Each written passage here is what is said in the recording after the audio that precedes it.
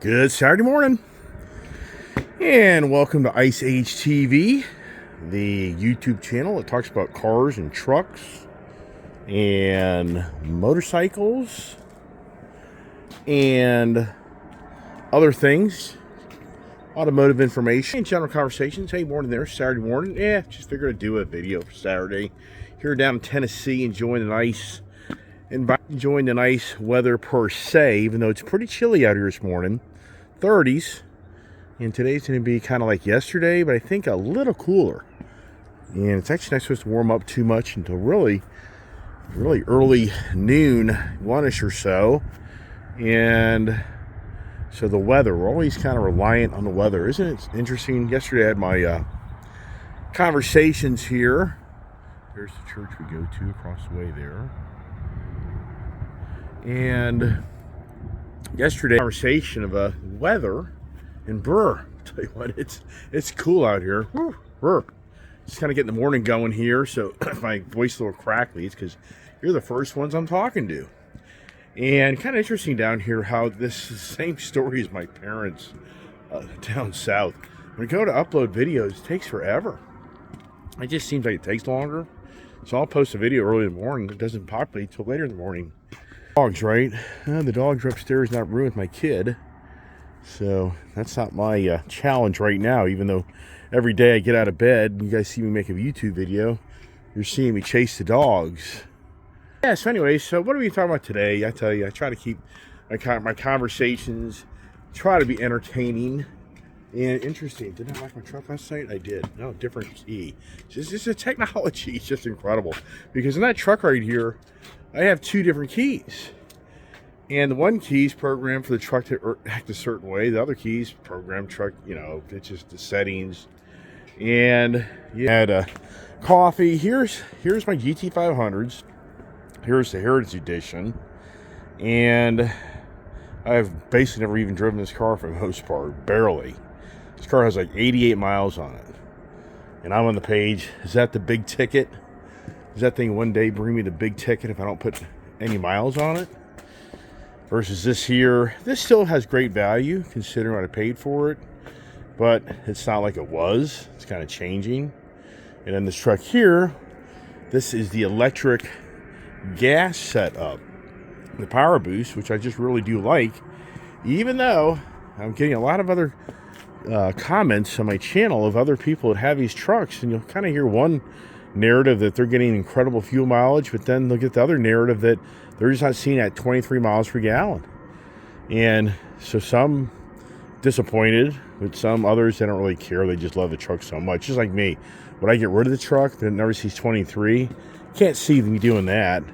But as I said the other day, the next danger is the Power Boost Tremor. They'll probably do that. So, but I don't know. I can't see myself trading out that for that. I think that'll be a more long-term truck, and something else will be traded for something, if you know what I mean, on that. And yeah, the electric gas setup.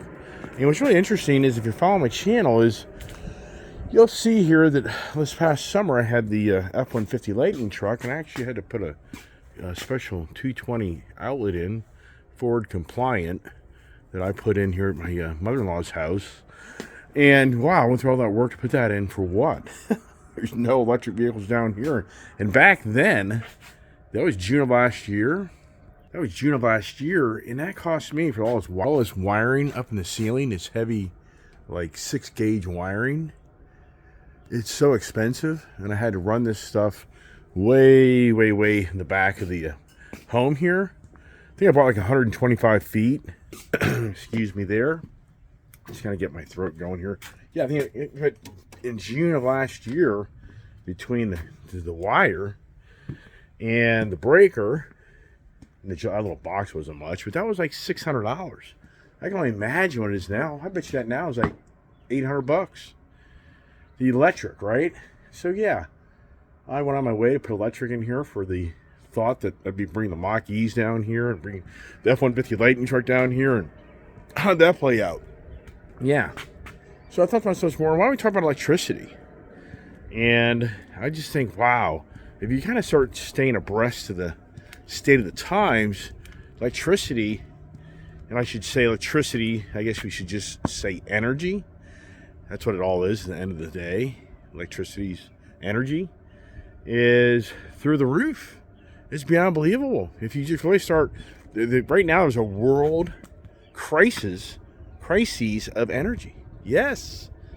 I'm getting my coffee here. I'll let you see me slurping on my coffee here. Anybody need a house? That's a nice little development over there. Houses are a little tight, but not too bad. Incredible how this big country down here is populating little like neighborhoods that are kind of, they stack the houses. That's nothing. There's another neighborhood up the way that the houses are, it's like Florida. Houses are, to me, 20 feet apart from each other. Nice starter homes, or just nice homes in general. Easy maintenance. Cemetery up there next to the church there. That's where my daughter got baptized, if you watch my my channel. So I thought we'd talk about electricity today, because what's the main thing going on more than ever? If you watch my channel, I was the electric guy. A year ago, I bought my first electric Mach-E, if I remember right. I think it was like in February. Can't keep track. And that was a Grabber Blue, which I no longer have. And then I bought the white Space White Mach-E. So that was my second one. And initially I was really just bragging about those cars, and which I think they're cool cars. I mean, I think electric vehicles got a lot of technology. I think it's a cool car. I think, like anything, has ups and downs. So then it wasn't until summer that I got the F-150, the Lightning. Kind of back my camera off here.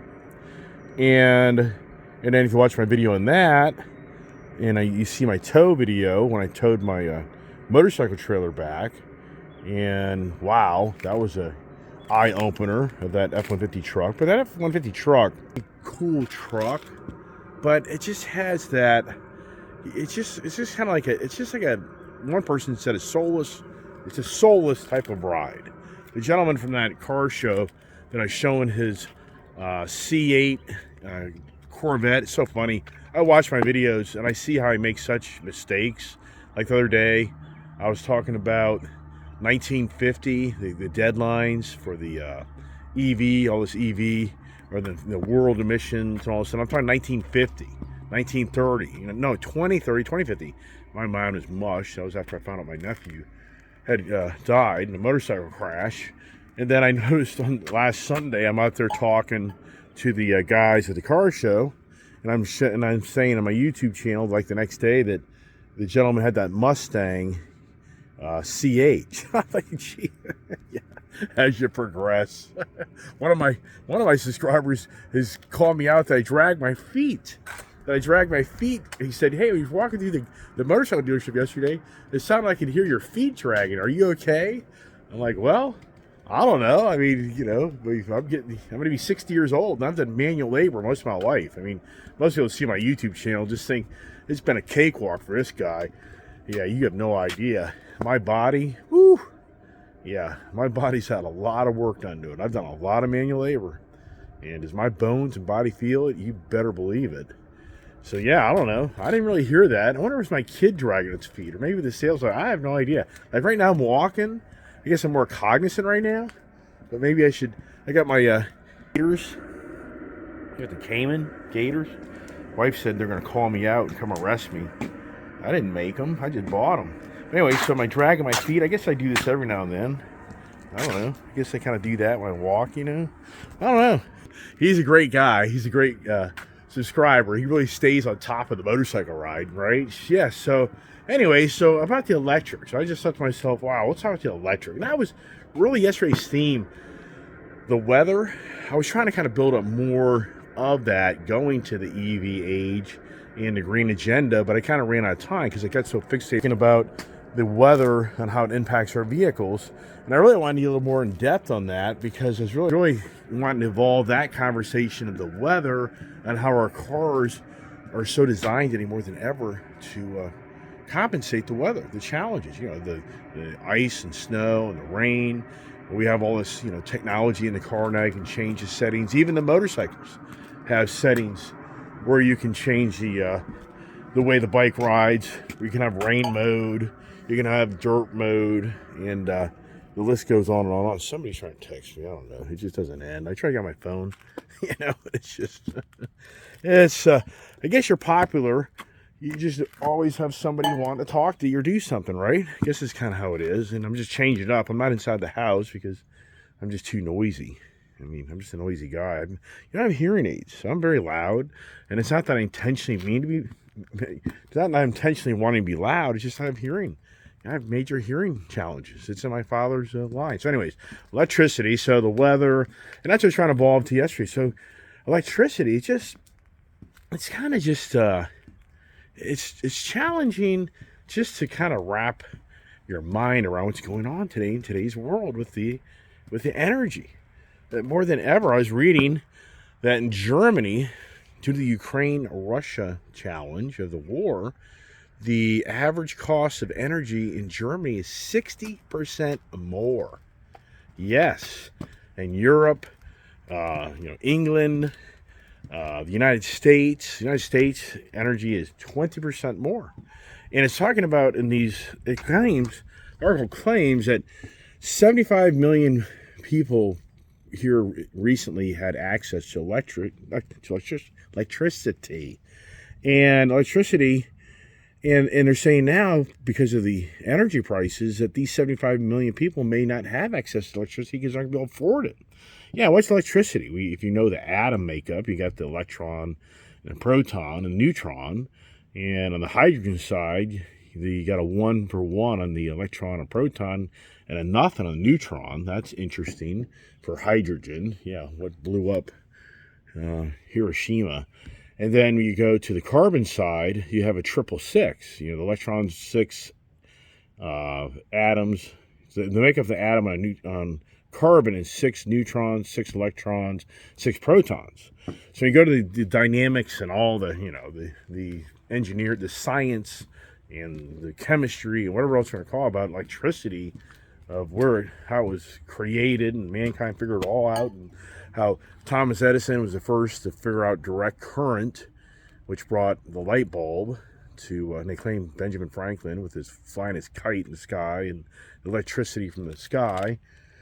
And then they talk about Nikola Tesla, who created the AC, alternating current, that could create the generation of transmitting energy further distance. That was a challenge for Thomas Edison, was he had direct current, but the direct current can only go so far before the resistance of its own energy peters out. And so Tesla was one of the first to figure out how to create the transmission of energy from the turbine electric plants. We realize or not, most of these electric plants, interesting enough, you go back many years ago, close to half the country was coal electric fired plants, and it's just a big turbine, just a big magnetic field turbine that creates all that energy that's then put into a transformer to send out to your local neighborhood through transmission lines, which is then sent to another transformer to lower the voltage down to the 122/40 capability of your house. And so anyways, so for electricity in this country, Tesla was one of the key guys that changed the way we could get electricity. And yeah, we all know now Tesla is the car manufacturer. It makes electric cars. And Elon Musk took that, and I wonder if he had to pay anybody the rights for that name for Tesla. And I never really thought much about that.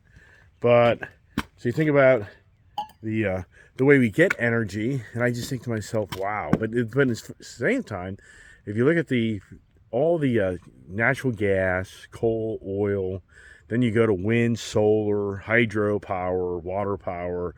You just look at all the variables of the elements that are needed. If you're the periodic table, if you're the science guy, that how you change the atom molecular makeup, I guess, that changes the way energy is produced. But anyway, so what's interesting is apparently 100 units of energy that go into a power plant, 35% of that energy is actually usable. So 65% of the energy, I guess what they're saying is you put 100 units of coal in a electrical plant, for them to convert that into the usable energy for you and I to use, of that 100% value, 100 unit value, only 35% of the unit is actually usable. So all the waste, wow. And that's something. Well, there's your carbon footprint. There's the unburnt energy, or whatever you want to, however they get into it. And that's the challenge of mankind, that we're creating the havoc for the skies of the world, and the weather around us that's changing. And even for me, it's easy to get caught up and to say to yourself, if I look around where I live, it just doesn't seem like you have the same winters. It just doesn't seem like what we used to have years ago when I was growing up, and even here, in the last 10 years, it's easy to come to closure that, oh yeah, mankind definitely has changed Mother Nature. And yeah, I don't deny that's possible. But you just get caught up and you think to yourself, wow, what's going on? And then you get all the scientists involved and all the chemists involved, and you get all the green agenda people involved, and then it just starts kind of getting kind of hyped and radical, I guess, to a degree. I don't know. So, but here's the thing with the electricity today more than ever. I wonder what the GPT would say about this. You know what I'm saying? Should we ask the AI? Should we ask the artificial intelligence, the generated, what is it? The pre-trained transformer? Yikes. I wonder who's logged in and got into the chat GPT. I wonder how many people here who watch my channel have decided to get into the artificial intelligence and watch or play with it and ask it questions and try to get answers. And it's all about the generated pre-trained transformer. But that's the same thing as energy. You generate energy. It's borderline. The artificial intelligence is kind of the way mankind, Thomas Edison and Tesla, all generated something, the atoms of the universe, into energy, and from electrons and protons and the neutrons, and it kind of gets pretty deep, and I'm not the scientist by any means. But anyways, the real point is, more than ever, we are heck bent on going to electric vehicles that require power supply sources to generate the energy to recharge the electric cars to be able to drive them. But yet at the same time, we're being told more than ever that the world is in an incredible energy crisis, borderline. And when you read these articles about people in England and over there in Germany and Australia, you just hear that even up in our own country, up there in Maine and New England, we're having not a radically bad winter. So they're saying energy prices to a degree haven't gotten too bad because it's kind of been a mild world winter for the winter environments for the countries that right now have the winter season. And well, here's Russia, so it just makes no sense. Here, how do you deal with Russia? I gotta have my. Here's Russia. That supposedly back, I think, like in February, first part of February 5th or something. I can't remember the exact date. Was supposed to be punished for their oil, and if they sold it, they couldn't sell for more than like $60 a barrel in the world market. Well, here they just announced the barrel of oil now is down to like 71, 72 here recently. So Russia raises their hand yesterday and says, you know what, we're gonna cut back our production of 500,000 barrels a day. The world oil markets are responding to that. They've raised the barrel of oil is back up to like $79 a barrel, and you just think, but this is the same governing bodies of the world that wanted to put sanctions on Russia to not to be able to sell as much oil, and the barrel of oil is going down. But now Russia raises their hand, says they're just going to go ahead and cut back in production. So now the world market guys want to raise the price of oil. What is the deal with Russia and Ukraine? I haven't had one person respond to me about what is the real deal with Russia and Ukraine. Are they the green agenda wacky countries? Are they the ones that are pushing the green agenda? I mean, if you really dig deep into what's going on in the world with all the electricity and all the energy costs going through the roof, well, you have to wonder, the underlying message is, well, just don't heat your house. I mean, you hear stories of people that are living in their house and they're cutting the thermostat back to 62 degrees. You're hearing people that aren't eating as much as they used to. I mean, you can go through the list of things. They're not traveling as much as they used to. Well, if you're the green agenda person, you're going to say that's the right thing to do. I mean, if you go back to the basics of mankind, the whole idea is if you want to go from here to over there, you got to walk. But mankind created energized transportation where I didn't have to walk anymore. So for mankind, he's created his own dilemma that we want to get around without having to use our own energy per se. And we want to use one of these to get from point A to point B.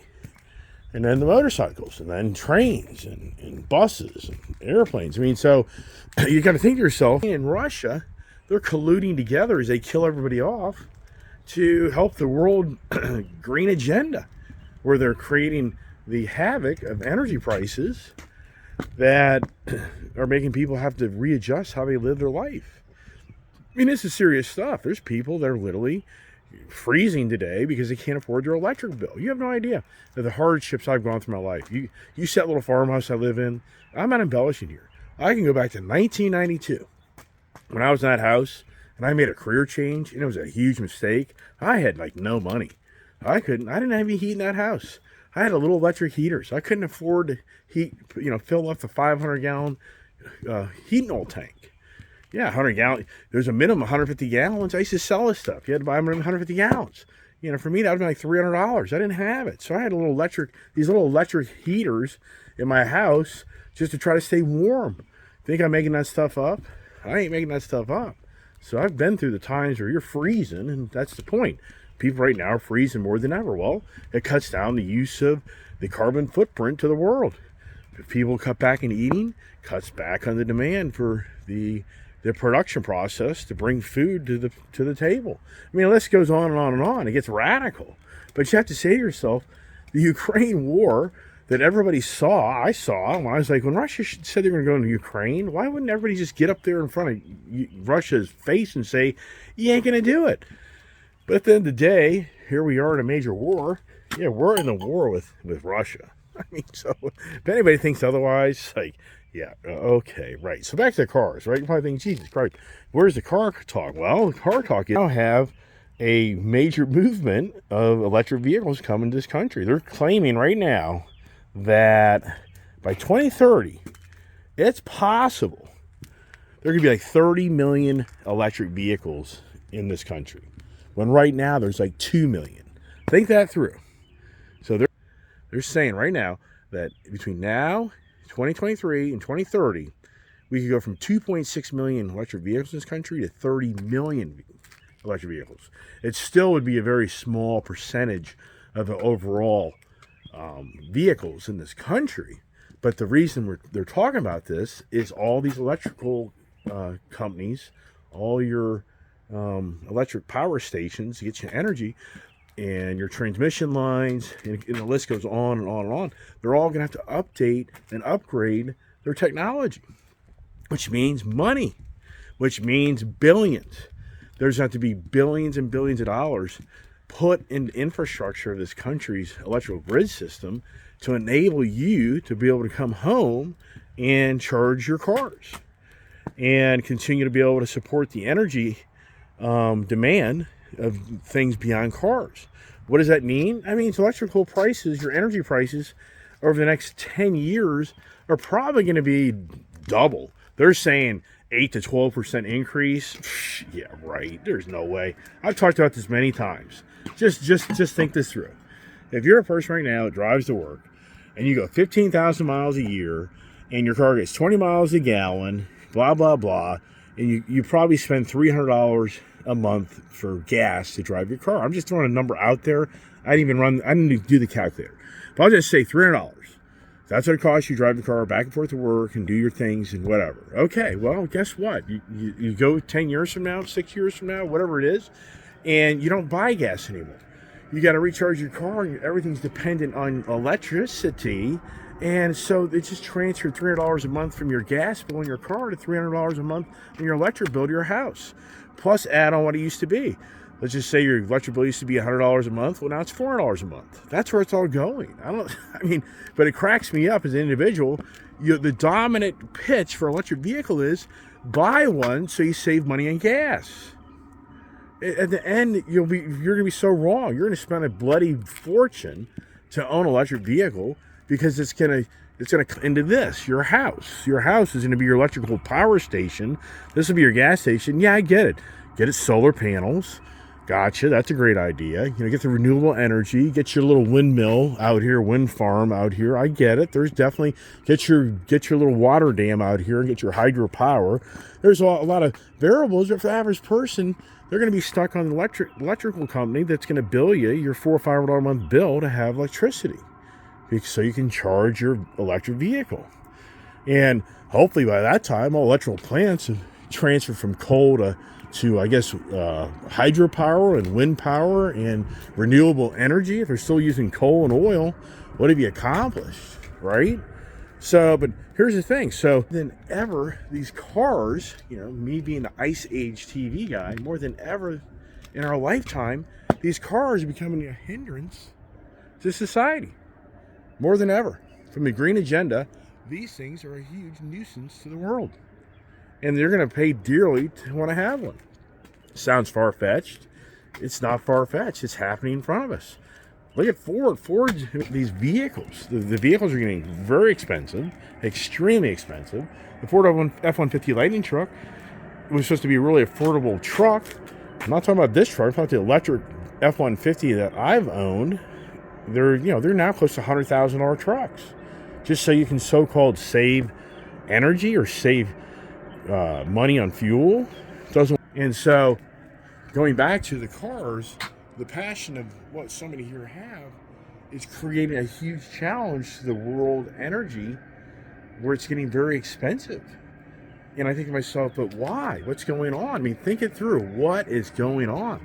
It seems like ever since the demand by the governing bodies to bring electric vehicles to the market, it seems like now the energy prices have gone through the roof. But why? But why is that going on? What's happening? Does anybody kind of connect the dots on this? That, on the one hand, these are bad to the world because it ruins the sky. But on the other hand, the electric vehicle is better for the world. But electrical grid system, and it's going to cost the average person a lot more money to have energy. And yeah, to me, wow, what's it just seems like confusing times more than ever. I think the times upon us are getting more confusing. Is that why they're bringing artificial intelligence?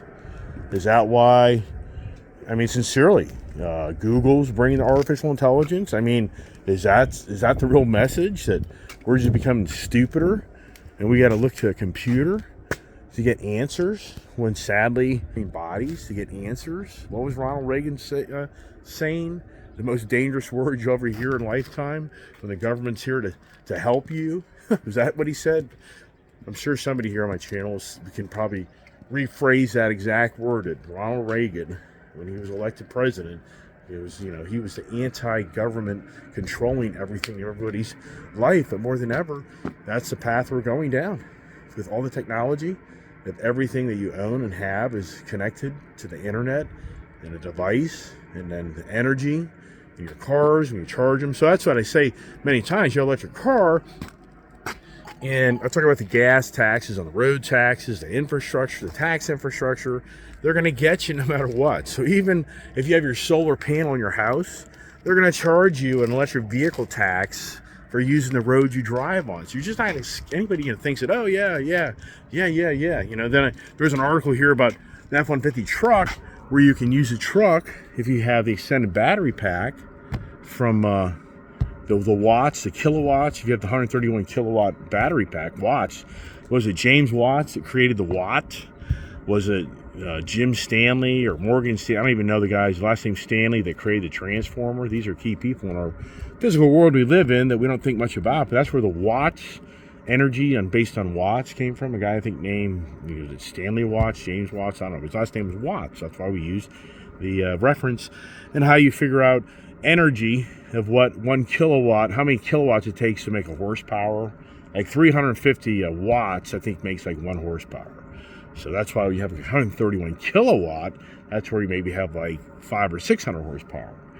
It's all mathematics. I'm just throwing things off the tip of my tongue. Anyways, so the electric vehicles, wow. The electric vehicles, are they doing good for mankind? Are they going to create havoc?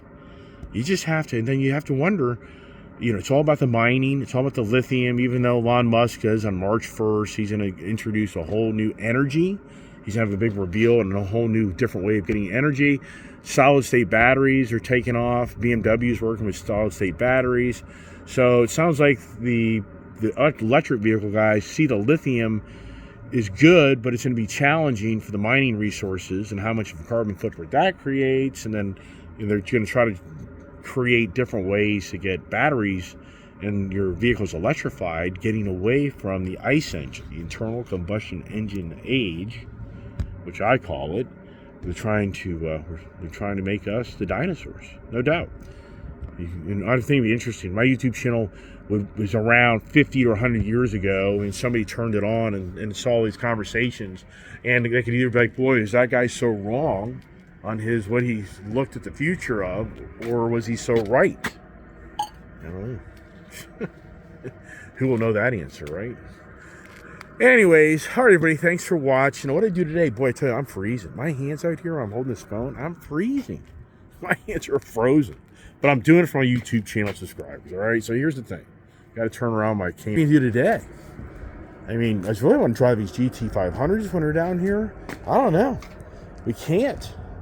This car here has, I talked about this yesterday, on the tire pressure, or the tire temperatures. Right now, there's no way I'm driving this car right now. This car, by noon, is supposed to be about 50. Yeah. But it's going to be, but these tires will not connect. It's not like we're going to be doing something crazy because the car's not even broken in. It's 88 miles. So this car here, I'm not as worried about. But this car here, these tires are just so plastic right now because it's so cold out. So I don't know. Do we drive those, and do I even drive that car? Or just continue to keep it parked for the big what if? It's just a beautiful car. It's just such a beautiful car. I don't want to get rid of it, really, but it's all about money. These are very expensive things, and if you don't understand, at some point I have to cross the road and go, okay, cross the bridge, and this doesn't make any sense anymore, and get money out of it and move on, or yikes. Or the kid that last night cleaned up the Indian Scout right here, and she got really excited about the look of that bike, and she wants to ride that bike. I'm like, really? So it'd be pretty cool today is we do the liquid-cooled Indian riding today with my other liquid-cooled Indian over here, the Challenger. So these are same engine platforms, just bigger motor there versus the smaller motor over there. But yesterday, my goal was the air-cooled. We did air-cooled to air-cooled riding.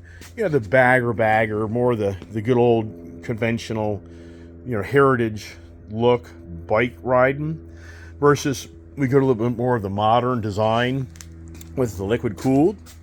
Downside here is this bike's totally open, so there's no protection for my daughter. It'll be cold.